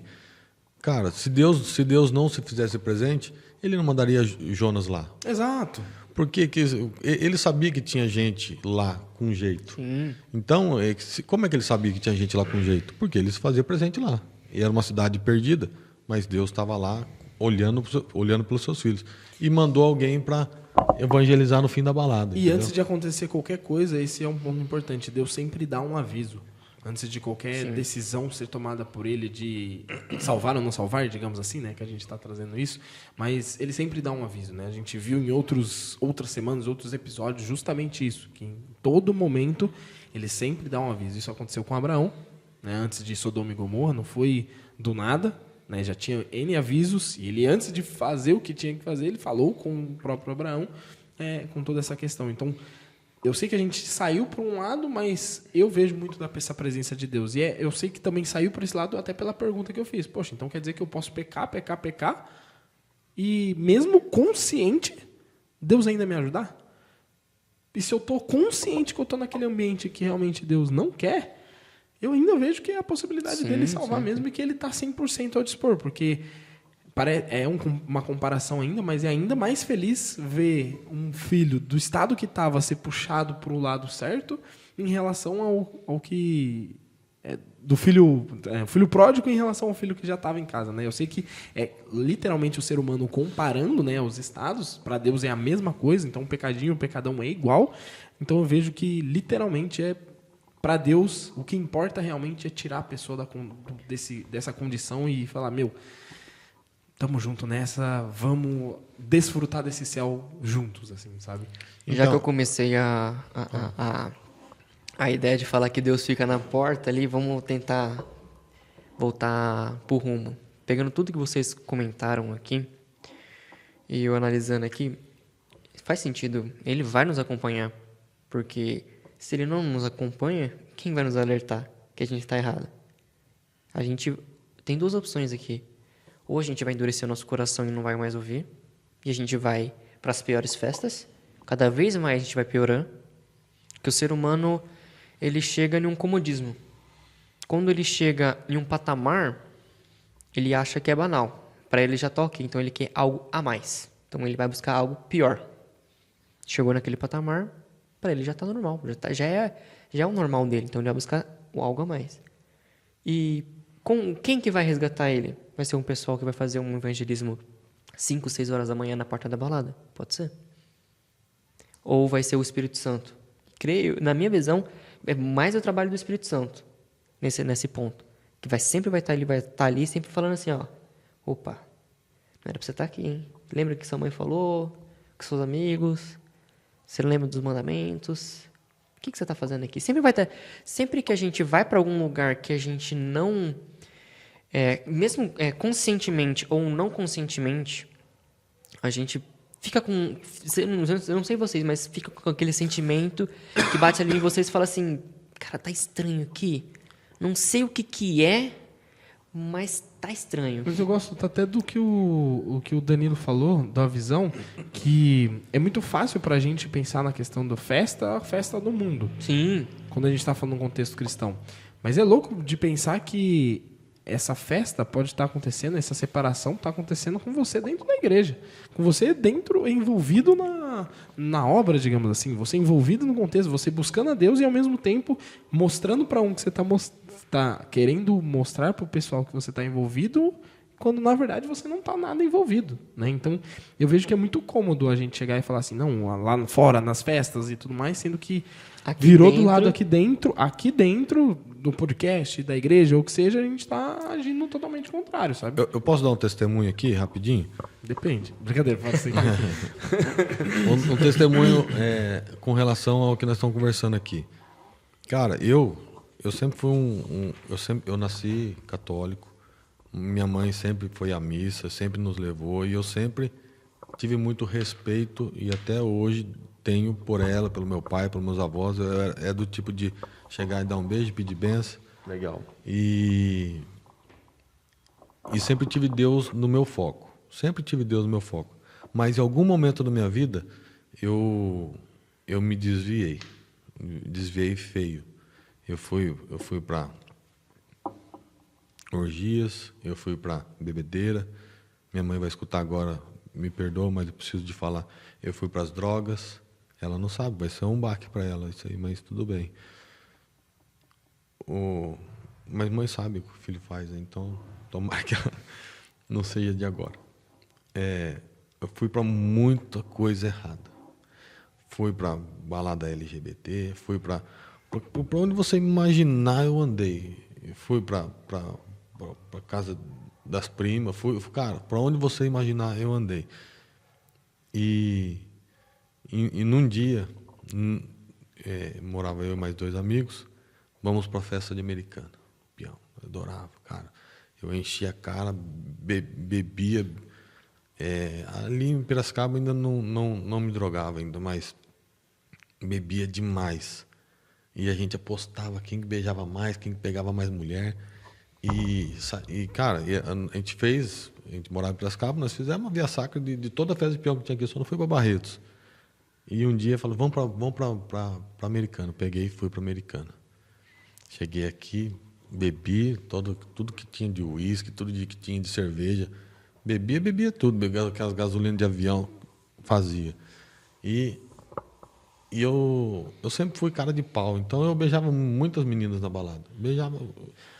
Nesse dia eu tinha beijado mais de 20, para você ter uma ideia. E falando assim, parece que até pouco tempo atrás eu me orgulhava disso. Hoje eu não me orgulho mais, mas aí eu peguei, estava num cantinho assim, estava perto de um andaime, estava segurando um jogo de luz lá Aí eu peguei, olhei de longe assim e vi uma menina. Vi uma menina e elas estavam em 3. Em 3 não, elas estavam em 4. Aí falei, falei meus amigos. E nesse momento a gente estava apostando quem beijava a mais feia. E o meu amigo agarrado com a menina mais feia, um tempão, ele ganhou de mim nesse dia. E eu sempre ganhava. Ele ganhou. E eu peguei e falei assim, agora eu vou beijar essa mais feia aqui, que é mais feia do que a dele, e vou para lá. Beijei a menina. Ele ganhou porque ele ficou bastante tempo com ela. Os caras estão dando risada. Mas eu peguei e falei assim... Vitor, não é para dar risada. Mas vamos lá pro foco do negócio. Aí peguei, beijei essa menina, fui lá e olhei... Vou lá naquela menina que tá lá. Peguei, cheguei nela, conversei, saímos, comemos um lanche lá nas barraquinhas, trocamos uma ideia. Ela não me beijou. Eu bêbado, trêbado, tava. Ela me falou, na época, o MSN dela, e eu gravei na minha cabeça, porque ela não quis passar o telefone dela para mim. Ela falou, vou te passar meu MSN, a gente conversa pelo MSN. Gravei. Depois de um mês e pouco, eu entrei no MSN, adicionei lá e chamei. Comecei a conversar, hoje eu estou casado com ela. Ô, louco, não acredito. Hoje eu tô casado com Eu ela. ia zoar, ia falar, não era Thalita não, né? Não, eu falo assim, eu acredito que Deus mandou uma serva dele lá na festa do peão para me resgatar. Eu acredito nisso. Verdade. O que é pior que é ele falar isso. Ele fala que tava apostando pra pegar a pessoa mais feia. Não, cara, Eu não consigo crer aqui. Não, mas a gente fazia, cara, é o jeito que o mundo pede pra gente viver. A gente apostava quem beijava mais, a mais bonita e a mais feia. E a gente fazia a nossa festa daquele jeito. E nesse dia eu conheci a Thalita, depois de 3 meses comecei a namorar ela. Por aí, mais ou menos 3 meses comecei a namorar e tô com ela até hoje. O ano que vem faz 20 anos que isso aconteceu. E faz 2 que eu sou batizado. Mas faz 40 que eu acredito em Deus. Então, eu sempre tive Deus no meu radar. Sempre tive Deus no meu radar e Ele nunca esqueceu de mim. E eu acredito que nessa festa em particular, Ele mandou a Thalita lá para me salvar. Porque eu falo que... E ela mesmo fala brincando, eu te salvei do mundo. E ela me salvou do mundo mesmo. Porque nós passamos 2 anos separados. Ô, Vitor, você desculpa, mas eu vou tomar tem problema, mais pode um falar. minuto aí. Nós passamos 2 anos separados, eu e a Thalita. 2 anos nós passamos separados. Nesses 2 anos que nós passamos separados, eu fui 3 vezes pior do que eu era antes de conhecer ela. E toda vez que eu voltava para casa, toda não, grande parte das vezes que eu voltava para casa, eu ligava para ela de madrugada, eu ligava para minha cunhada de madrugada porque eu sentia falta dela. E eu morria de vergonha da minha mãe saber das coisas que eu fazia. Um dia eu peguei e falei assim, não posso mais fazer isso. Ela orou por esses 2 anos, como você faz hoje pelo seu caso, pelo seu projeto. Ela orou por 2 anos para Deus mostrar e me resgatar. No dia que ela foi dar a última cartada, ela falou assim, eu vou lá. E o Maurício, meu cunhado, levou ela lá em Piraju, 300 quilômetros de distância. E ela foi lá e convidou eu para vir no aniversário. Eu peguei e vim no aniversário e nós estamos juntos até hoje. É tipo assim, ela não desistiu de mim em momento nenhum. E eu conheci ela numa festa que não era para ela estar lá, entendeu? Então eu acredito que Deus está em todo lugar cuidando da gente. E se Ele não tivesse, eu não estaria aqui hoje, sei lá onde que eu ia estar. Cara, isso é um ponto da onde vê que... Cara, a profecia ela está se cumprindo, os resultados estão chegando, tudo que Deus vem trazendo vai acontecendo, independente se o mundo está festejando, se a gente está na igreja, se a gente não está na igreja. O que é certo e o que Deus planejou vai se cumprir. E eu quero muito deixar muito claro isso, porque quando a gente começa a falar assim, falar do mundo, das festas e tudo mais, a tendência natural do ser humano é levar para o lado de festas, do mundo e qualquer tipo de festa, mas essa mesma festa pode estar sendo feita na igreja. Sim. Você está dando o mesmo atributo para a igreja. Não estou falando de denominações, eu não estou falando disso, estou falando realmente do ambiente. Porque a gente, às vezes, você fala que o ambiente é só a festa do mundo e tudo mais. E às vezes é dentro da sua casa, é dentro da própria igreja que isso está acontecendo. Só que é doido, porque às vezes a libertação ela vem onde a gente menos espera. De onde eu menos esperava que ia dar certo, o Greg soltou uma dessa pra gente. E isso aconteceu também com uma pessoa, também ali, rei, que é Ciro. Né? E aí eu vou pedir até a ajuda do Danilo novamente para trazer pro povo, para quem tá assistindo, quem que é Ciro? Quem que é esse cara? Do nada, a Bíblia traz que ele foi praticamente... A Bíblia e o nosso guia, né, traz como se fosse um tipo de Cristo ali. Ele teve o ato de liberdade, digamos assim, né? Cara, esse é um tema que eu fiquei... Nossa, agora dei uma desligada aqui. Eu não vou lembrar aqui agora sobre o Ciro. Né? É um tema um pouco estudado, né? Então, eu vou passar dessa vez aí. Vou deixar... Bom, então ninguém vai falar. Não, brincadeira, gente. Não, mas Ciro, eu também não estudei, Boa, não, mas basicamente... vai lá. Não, pode falar, pode falar. Não, o que eu sei de Ciro é que ele era um comandante e ele foi ungido por um profeta e depois ele no que ele tomou o poder, ele mandou libertar todo o povo de Israel e voltar de Jerusalém, né? Na verdade, foi o quê? Manda lá. Você está confundindo com Tiro. Não, Ciro. Ciro Segundo. Ixi, agora eu não sei se é o primeiro, segundo, terceiro, não lembro. Mas eu sei que Ciro, né, até a gente tem o guia aqui, ele era quem comandava o Império Persa, e ele basicamente teve ele atacou Babilônia, que naquela época era muito forte, e ele venceu. Então, né? Saqueou todo é isso que eu quis dizer. Quando ele tomou o poder de Babilônia, que ele venceu Babilônia, ele deu liberdade para Porque o povo israelita já estava ali. Sim. 400? 40? 70 anos. Agora eu entendi agora entendeu? o personagem, que eu me desliguei um pouco da estátua lá, mas eu entendi. Tava na minha Agora, tava eu imaginando na história eu lá, da- né? É porque assim, cara, depois a gente precisa voltar para esse tema aqui, mas beleza. Você tá falando do rei da Síria ali, dos Medo-Persas, né? Isso, exatamente. Por que eles se tornaram ali como se fosse um Cristo, né, nessa simbologia? Porque praticamente eles derrubaram o mais forte, o mais poderoso e o mais rico império que já existiu. Então, e eles foram derrubados teoricamente por um ferro inferior ao ouro. Então eles eram a era de prata, são os braços que representam ali os dois reis, Tiro e Saido, que é o que ele tinha falado, né, o Saido. E são os medos e os persas. E aí, então, venceram a Babilônia, tomaram ali a posição da cabeça cortada, né? Vamos colocar assim. Então, me lembrei agora, né? E lembrar, da povo, que ele também é considerado como se fosse um libertador, porque, como o Greg disse, o povo de Israel estava cativo por um bom tempo da Babilônia, que era como se fosse um castigo para esse povo, Sim. né? Já que eles se afastaram, vocês vão se afastar, então beleza, fica cativo. E aí, nisso, ele libertou o povo. A intenção dele não era libertar o povo, ele estava lutando pelo povo de Israel, né? Mas ele queria tomar o poder e automaticamente foi um libertador pelo fato de sair dali, né? E por que eu queria trazer ali, né? Porque, basicamente, às vezes... É meio doido isso, porque a minha pergunta que eu ia fazer para vocês é: Deus ainda usa pessoas improváveis para ajudar a gente hoje? Ele ainda usa, né? Seja para ajudar ou seja usado mesmo. Deus ainda usa pessoas improváveis? Com certeza. Tá aí. Todos os momentos. Por que você me diz isso? Cara, porque... Vamos pegar a pessoa mais improvável. Já tem aquele ditadozinho, né? Não pode julgar o livro pela capa. Já começa por aí.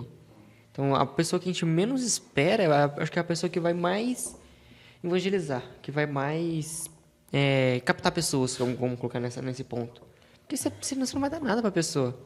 Tem um estudo que eu estava vendo, que eu comecei o ano passado, que... Vocês já pararam para pensar as pessoas que são invisíveis hoje? Vocês sabem quem são as pessoas invisíveis na nossa sociedade? Espírito Santo. Pessoas físicas. Estou falando pessoas na nossa sociedade. Nem passa na cabeça de vocês quem são as pessoas invisíveis hoje. Os anjos? As crianças. Não, as pessoas invisíveis são aquelas que ficam... Marginalizadas? Não. Vamos pegar, são as pessoas, na minha visão, tá? No último PG que a gente teve... Na sua visão, enfiou. Não, brincadeira. Na minha... num PG que a gente teve, eu comentei isso daqui. Que as pessoas que são invisíveis pra gente são todas aquelas pessoas que são inferiores a nós. E as pessoas mais inferiores da nossa sociedade hoje, quem são? Mendigos, moradores de rua. Não desmerecendo a classe, não falando nada, mas quem varre as calçadas, quem cata lixo, entendeu? Os garis ali. Cara, eles traficam o dia inteiro ali. Ninguém pensa que ele pode evangelizar uma pessoa.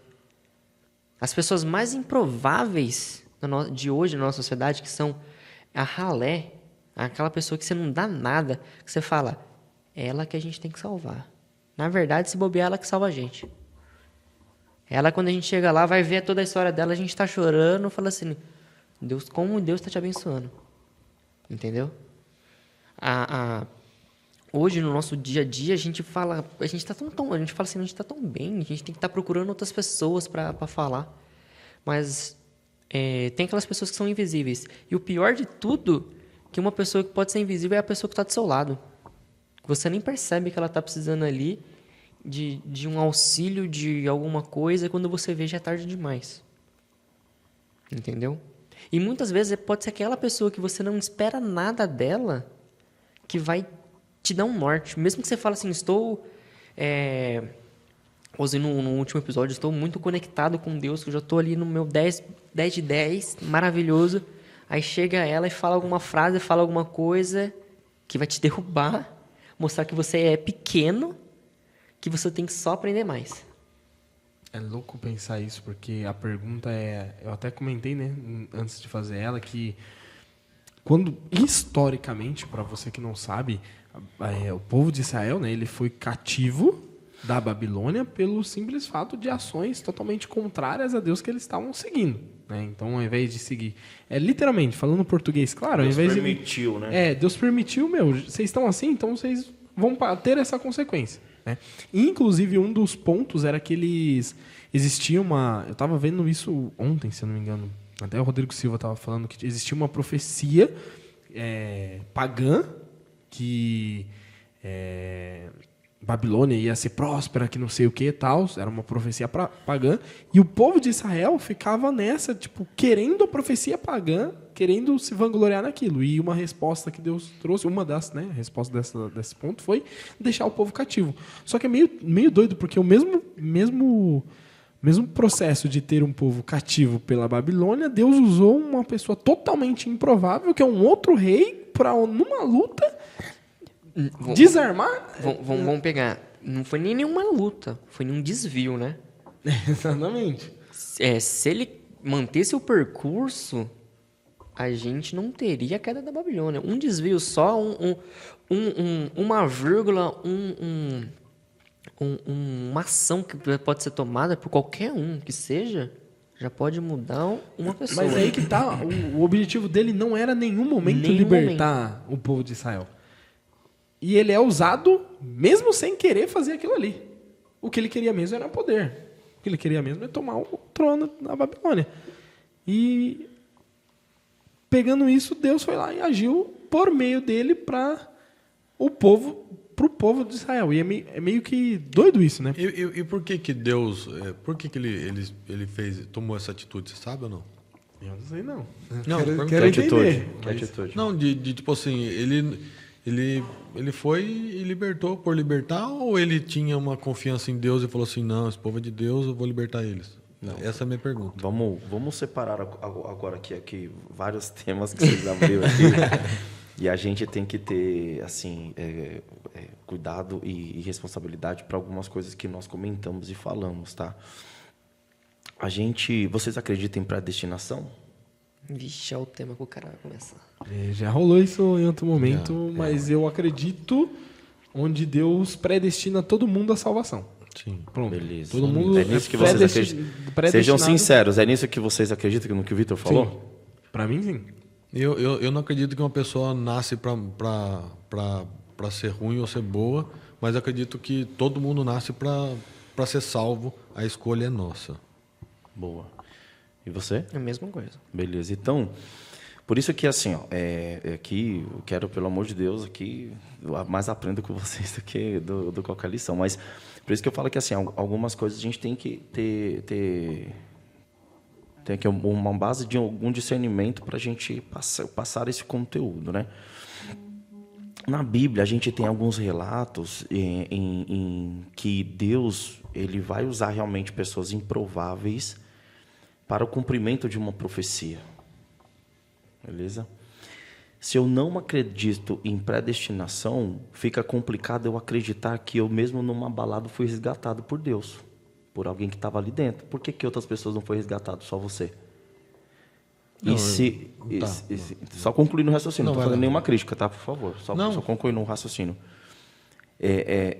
Que nem a minha história é bem parecida com a sua. Eu estava nem aí para a igreja, zero de igreja.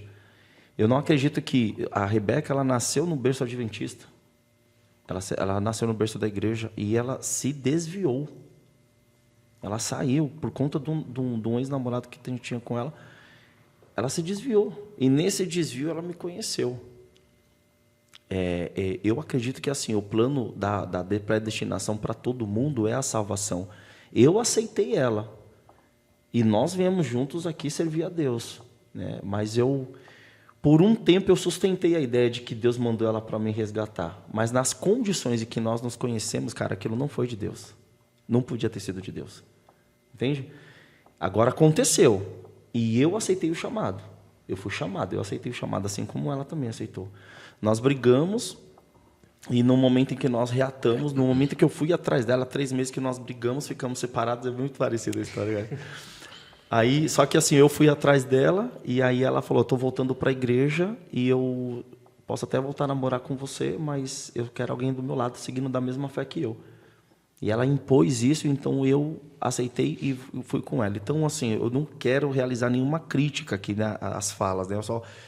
É que vocês foram falando e eu fui tentando linkar aqui, e aí fica meio que contraditório, se eu não acredito em predestinação. Porque, assim, então Deus predestinou que somente que o Gregory, naquela festa de peão, fosse salvo. Por que não salvou os outros? Uma pessoa, então, que você vai entregar uma marmita para ela, uma pessoa que está consumida de droga, ela pode te evangelizar e pode te salvar. Fica complicado esse leque, essa abertura, entende?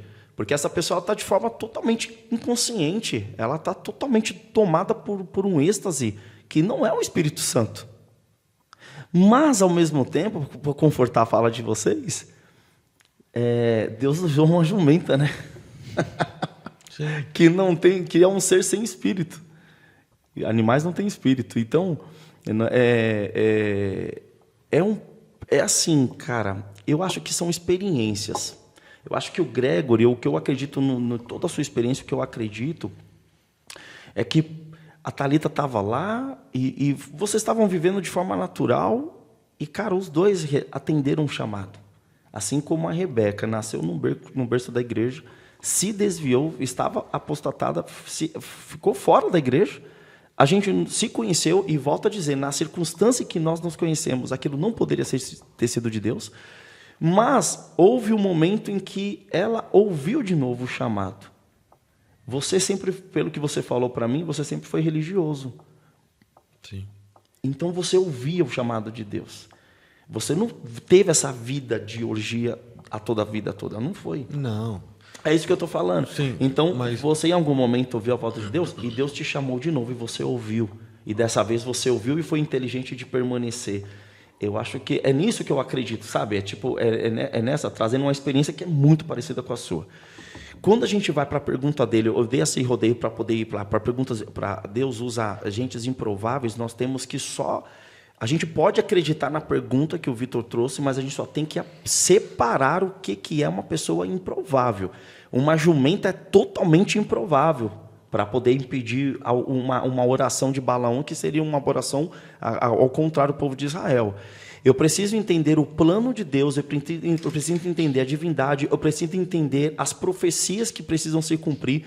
E aí, não é que o rei da Síria, ele fez algo, ele simplesmente cumpriu uma profecia. Tinha que fazer, tinha que ser. Não tem um motivo dele ter libertado o povo de Israel. Daniel já havia falado que o povo cativo ia ser libertado.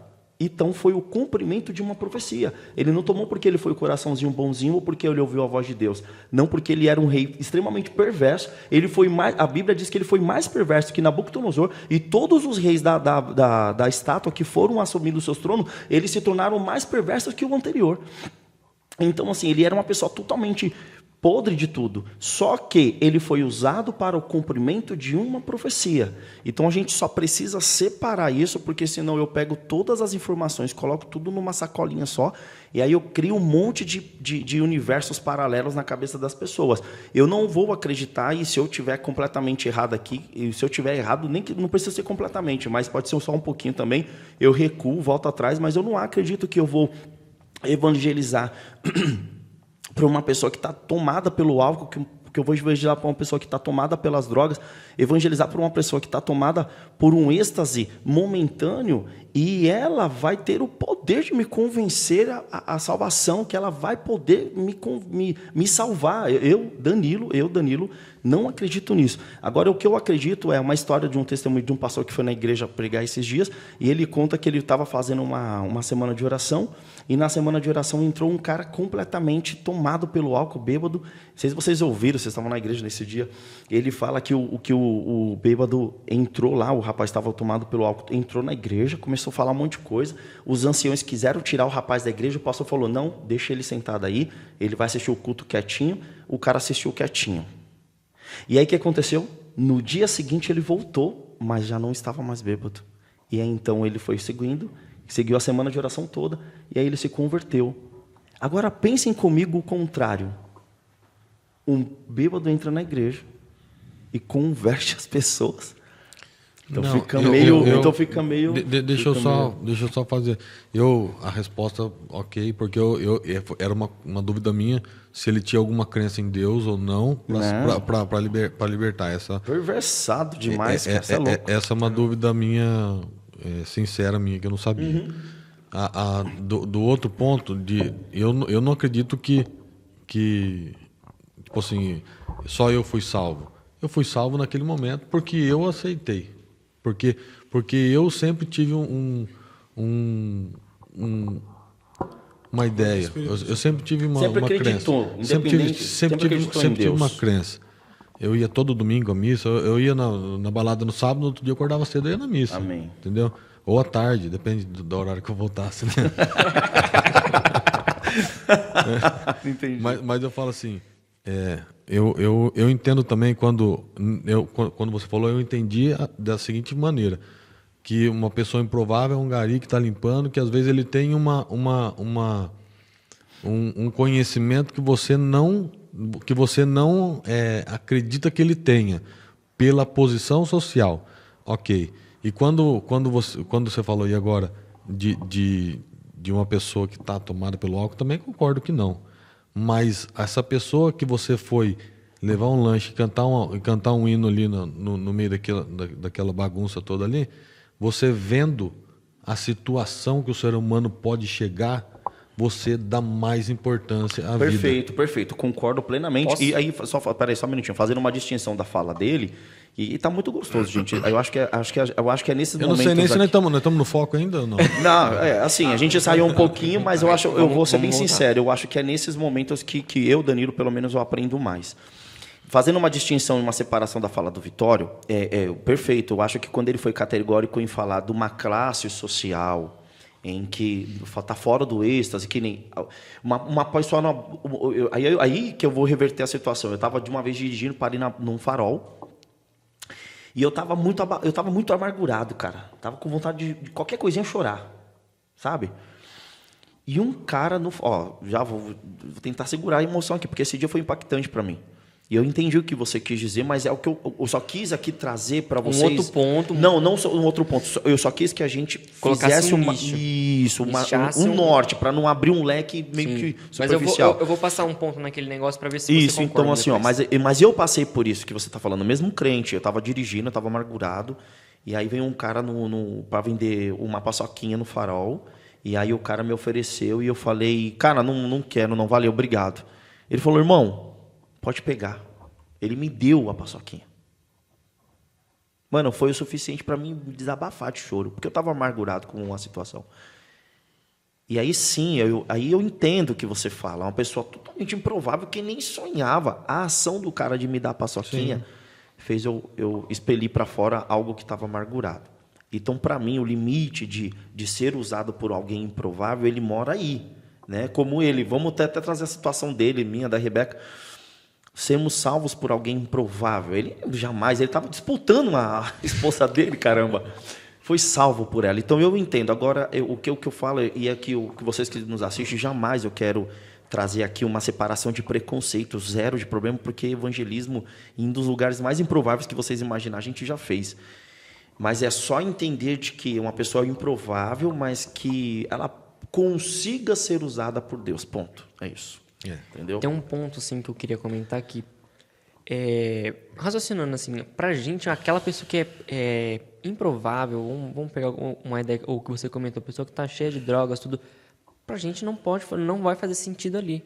Talvez Deus não vá usar aquela pessoa para nos passar um recado. Mas vamos pegar um conceito que depois ela melhore um pouco. Que ela não esteja num dia que ela se drogou completamente. Ela tem um pouco de lucidez, vamos pegar assim. Boa, entendi. Ela pegou um pouco de lucidez. Essa lucidez que ela tem pode dar um estalo numa pessoa que está do lado dela ali. Um outro usuário, entendeu? Nesse ponto. Então, vamos pegar assim, pessoas que é improváveis para fazer, ela vai evangelizar, ela vai falar da mensagem. Às vezes, para a gente, aquela pessoa não vai fazer sentido. Não é que não vai fazer sentido. Deus não vai querer usar aquela pessoa naquele momento. Pode ser que futuramente ela use uma pessoa em um estado para nos mostrar que a gente tem que se conectar mais com ele, igualzinho o Greg falou. Entendeu? E aí, quando você fala, a sua fala também me levou pro episódio de Satanás e Jesus no deserto. Né? Satanás não usou palavras feias. Sim. Ele usou palavras bonitas, usou a Bíblia. Na segunda vez ele já usou a Bíblia. Na terceira vez ele já usou a Bíblia, apresentou, prometeu. Mas era Satanás. Né? E Jesus, se ele não tivesse todo o conhecimento literário, se ele não fosse Deus, ele poderia ter se enganado. Assim como ele conseguiu enganar muita gente, inclusive a própria Eva, com palavras doces, tranquilas. Então, fica aqui só o que eu quis fazer com vocês aqui, gente. Foi só um direcionamento, mas eu tenho essa confiança do que você trouxe, de que realmente ser usado por pessoas improváveis, né? Sim, top. E lembrar que pessoas improváveis, elas são sempre aos nossos olhos, né? É uma comparação totalmente superficial, né? E preconceituosa. É um preconceito da raiz da palavra mesmo. É a gente ter um conceito prévio sobre aquilo. Então, basicamente, quando a gente fala pessoas improváveis, é porque normalmente na nossa mente a pessoa mais fácil para poder ser usada por Deus é aquela que está mais próximo dele, né? E não necessariamente. Ciro, querendo ou não, você querendo ou não, é um exemplo de pessoa que foi usada por Deus, mostrando que o controle nunca esteve fora, longe das mãos. Apesar de que esse não era o objetivo dele. Foi um cumprimento de profecia, sim. Não era o objetivo de Ciro salvar o povo. De tabela, digamos assim, ele salvou o povo. Era um cumprimento, né, de profecia. E aí vem a pergunta para vocês, gente. Quais padrões vocês veem se repetindo conforme isso? Porque historicamente a gente vê, por exemplo, Daniel 2, que a gente já veio falando aqui, um dos pontos de profecias ali, Daniel 2, Daniel 7...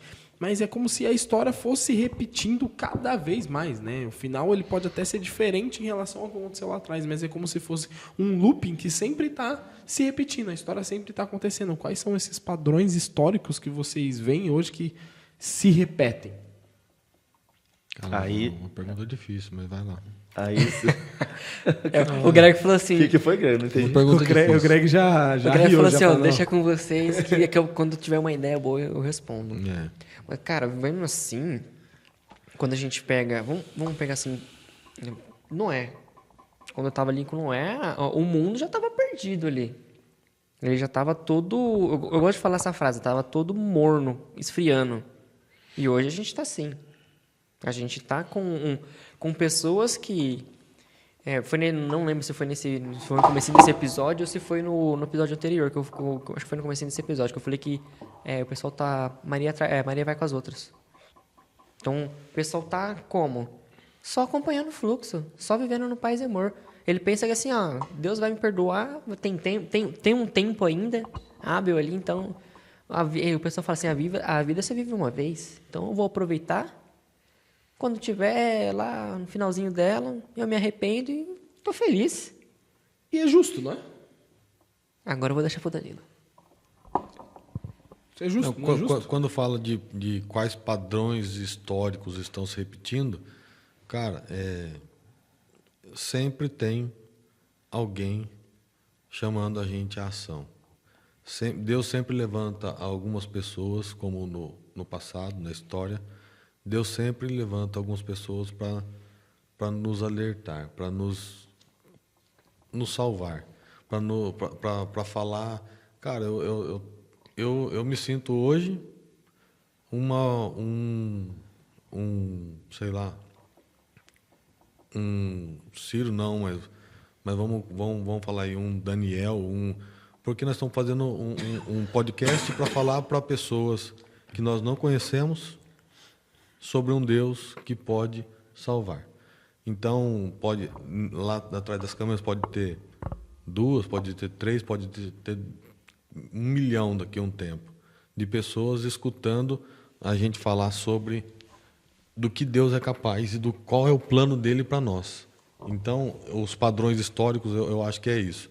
É Deus chamando o seu filho, o seu escolhido, que eu me sinto hoje assim. Posso ser... tô no salto alto aqui? Não, mas eu me sinto. Eu me sinto hoje. Eu sinto que esse podcast foi feito para isso. Eu gosto de usar a expressão, Greg, que nós somos... Cara, eu sempre uso essa expressão, cara, que eu sou uma ferramenta toda quebrada. Eu sou um dente sem alicate. Eu sou um alicate sem dente, eu sou um martelo sem cabo, eu sou uma panela sem tampa, uma panela sem fundo, sem cabo, e ele me usa para fazer a melhor comida. Sim. Porque, assim, o que você está falando seria a minha comparação. Só que você falou de uma outra forma. É a pregação do Evangelho. Sim. É o maior ato histórico que começou lá atrás com Noé, Novo Testamento inteiro. Ninguém está acreditando que Jesus vai voltar. Um monte de gente está vivendo a vida do jeito que elas querem. Ô Danilo, vai lá. E engraçado que, tipo assim, se a gente pensar assim, historicamente, a gente tá pegando pequenas partes dessa história que está se repetindo, porque a gente está chegando nos eventos finais. Então, a gente está escrevendo uma nova história, está escrevendo uma linha ali. A gente não vai continuar a mesma coisa, não vai continuar aqueles mesmos eventos. Os eventos são parecidos, na minha visão. São parecidos, mas eles vão mudar em pequenas coisas que não acontecem lá. Mas só tem uma diferença, né? Não é nós que estamos escrevendo essa história porque ela já está escrita. Já está escrita. Elas vão acontecer como estão escritas. A comparação que eu Entendeu? quero fazer é a pregação do Evangelho. A João Batista.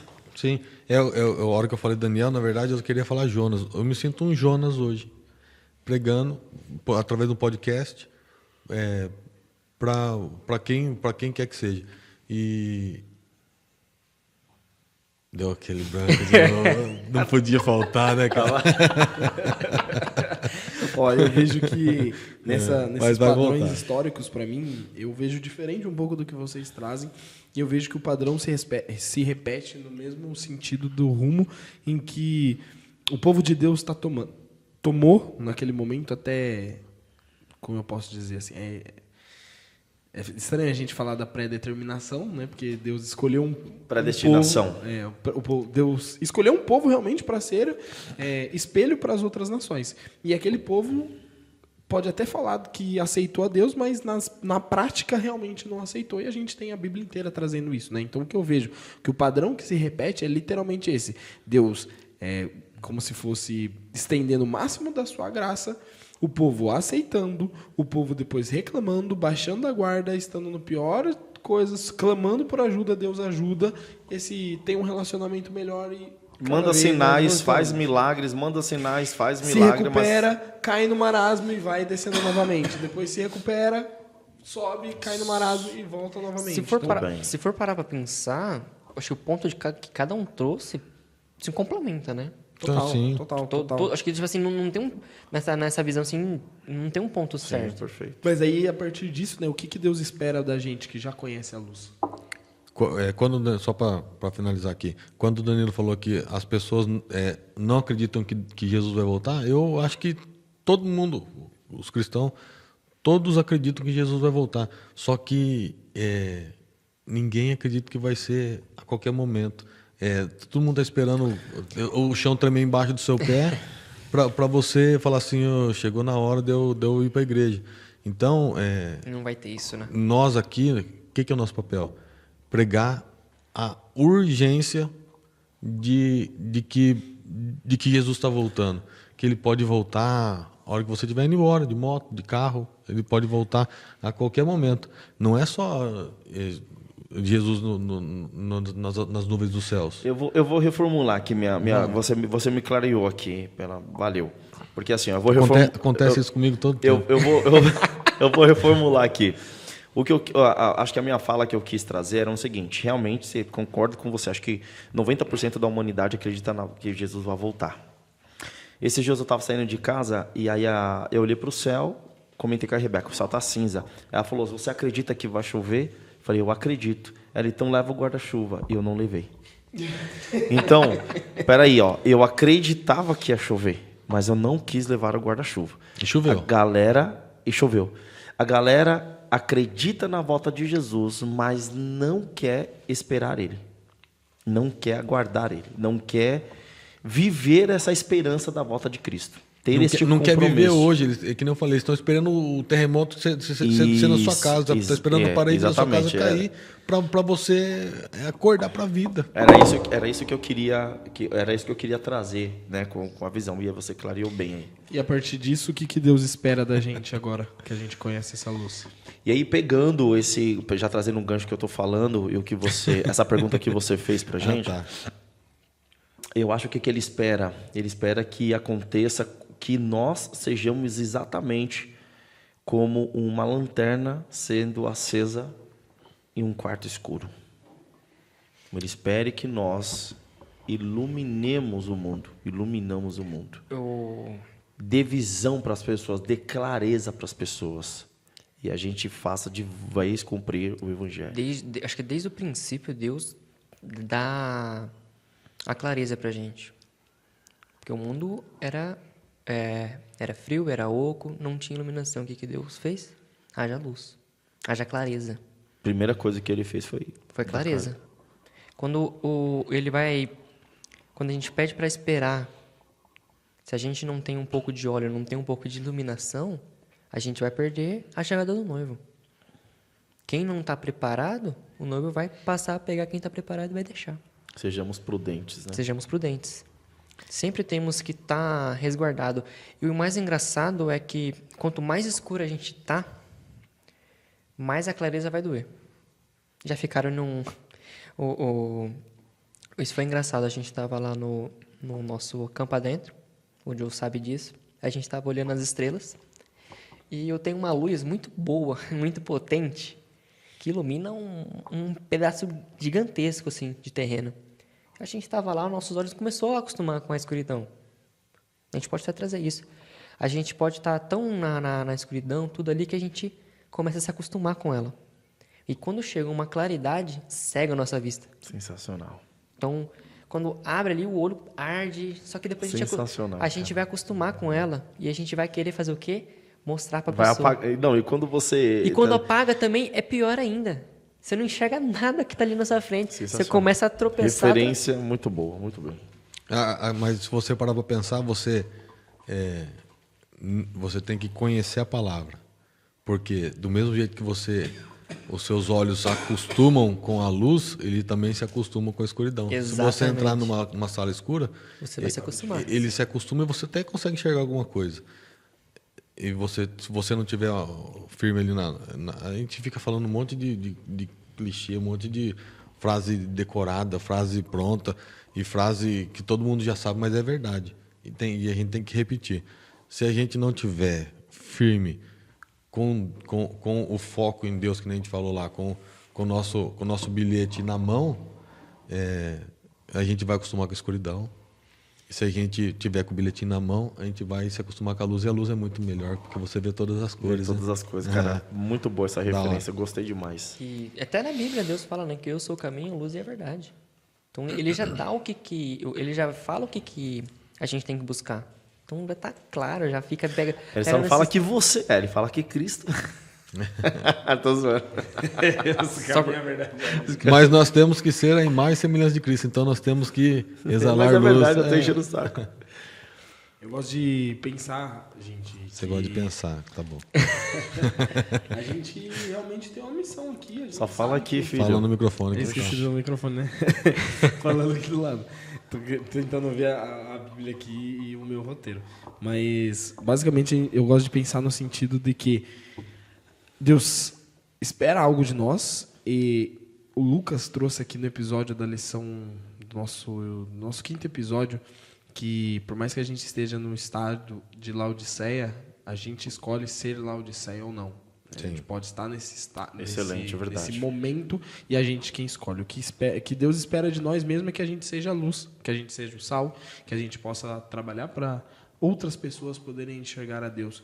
Mas, independente se a gente está em Nínive, se a gente está em Laodiceia, é que a gente tem, sim, a oportunidade hoje de representar esse momento ou não, de ser a luz ou não. Em nenhum momento ele obriga a gente a fazer isso, né? E, cara, a gente aprende muito isso. Pelo simples fato também da gente poder estar no pior estado, como os ninivitas, e daqui sair luz, daqui sair arrependimento e seguir da melhor forma possível. Porque eu acredito, sim, que Nínive, infelizmente, depois a gente sabe historicamente, deu ruim. Eles voltaram ao normal, mas muita gente que estava ali foi salva. Teve gerações, não foi da noite para o dia que eles voltaram a errar. Passou gerações ali. Pessoas que estariam condenadas foram salvas. Pessoas que teoricamente não tinham mais oportunidade, tiveram outra oportunidade. E o que Deus pede é para fazer o que a gente está fazendo aqui. Agir. A história, mesmo que a história, né, venha se repetir, pelo menos dessa vez a gente pode escolher um final diferente. A chance é de que a gente recebe o amor de Deus, se mantém, né, nessa mesma linha, vai adormecendo, afastando, e aí se encontra no pior estado para pedir ajuda para Deus resgatar a gente de novo, e assim forma esse ciclo, né, o tempo todo. Mas mesmo sabendo desse ciclo, a gente pode fazer um final diferente. E o fim já está escrito. O papel de interpretar ele ainda está em aberto. É você quem escolhe. Se você vai agir de forma totalmente contrária ou se realmente vai deixar a graça de Cristo entrar em cena e fazer toda a mudança que ela precisa fazer. Boa. Eu queria te convidar a orar, você que está aí do outro lado, que você receba o Espírito Santo. Feche seus olhos, querido Deus, muito obrigado por tudo que o Senhor vem fazendo nessa temporada com a gente, mostrando o quanto a Tua graça abrange a nossa vida, Pai. O Senhor é misericordioso demais. E se a gente fosse colocar numa balança, tudo que o Senhor faz chega a ser injusto consigo mesmo. Mas obrigado, Pai, por o Senhor estar fazendo isso. Obrigado por estender o seu perdão. Obrigado por estender sua misericórdia. Obrigado por não soltar a nossa mão. Que a gente tenha um choque de realidade. Que a gente possa estar num momento laodiceiano, mas mudando totalmente nossas atitudes, totalmente contrário, Pai. Mas nos dê força. O Senhor não nos criou para ter espírito de covardia, e sim para ter amor, propósito, agir em prol de ser luz para a vida das outras pessoas. Nos ajude, Pai. É por isso que eu te oro, por amor do seu Filho amado Jesus. Amém. Amém. Glória a Deus. Amém. Meu povo, com um ponto importante que a gente chegou ao fim desse episódio, de mais uma conversa e também Da fim temporada. da temporada. Essa foi a primeira temporada do Rota 916, foram 13 encontros, 13 temas totalmente desafiadores, que desafiaram nossa mente, bom, muito bacana. tocaram o nosso coração também. Demais. Mas Aprendemos semana muito. que vem nós vamos ter uma Aprendemos nova temporada. muito, nos levaram mais próximo dos céus. Amém. E como o próprio Gregory Sim, com já certeza. trouxe, a gente tem uma nova temporada chegando. Não vamos né? perder tempo. Não vamos perder tempo. Essa jornada, né? Essa jornada te edificou com algum episódio, ou agora nesse momento que você está vendo, né? Se as mensagens que a gente falou aqui de alguma forma fizeram sentido para sua vida, tocaram o seu coração, né? Dentro dessa sua caminhada, o propósito nosso foi cumprido. Amém. Né? A gente orou muito para que isso acontecesse, a gente estava em prol disso. E foram 13 semanas onde a gente se despede um pouquinho mais desse assunto de alusões, imagens, né, e símbolos em relação às profecias. E a gente dá novo espaço para um novo tema. Né? Um próximo tema que a gente vai estudar aqui um pouquinho mais é falar sobre a graça de Deus em relação ao êxodo, ao ministério de Cristo em relação ao êxodo. Então, o segundo livro, é isso mesmo? Sim. É isso mesmo. No segundo livro da Bíblia a gente vai se aprofundar um pouquinho mais, né? Então calma. Por mais que o propósito tenha sido cumprido aqui nessa primeira temporada, a gente tem mais e mais temporadas chegando. Só para terminar aí com símbolos, imagens e alusões, vamos todo mundo fazer igual o Danilo. Vamos montar a nossa barraca e aguardar. Ele falou no episódio anterior que ele montava a barraquinha em um momento, uma época da vida dele. Ele montava a barraquinha dele e ficava um bom tempo esperando a porta abrir. É verdade. A porta abrir. Vamos montar a nossa barraca Monte a sua barraca e espere. na porta do céu.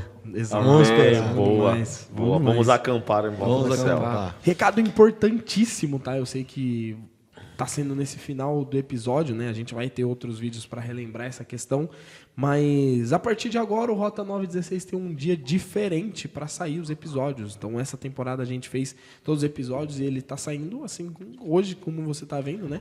Tá saindo numa quinta-feira à noite. Quinta-feira às 6 horas. E a partir de agora a gente tem um novo dia para soltar esses episódios. Então o nosso episódio ele vai ao ar todos os sábados às 2 horas da tarde, tá? Então às 14 horas. É um novo tempo com o mesmo compromisso, tá? Por mais que seja um horário diferente, é o mesmo compromisso que a gente tem. Se você tem um compromisso de quinta-feira estar aqui com a gente, esse compromisso ele não pode ser negligenciado, né? Então, levar o evangelho com profundidade, leveza e principalmente, lógico, né, verdade, até que o Cristo volte, essa é a nossa missão. Amém. Como diz 1 Coríntios 9,16, diz assim: se anuncio o evangelho, não tenho de que me gloriar, pois sobre mim pesa essa obrigação.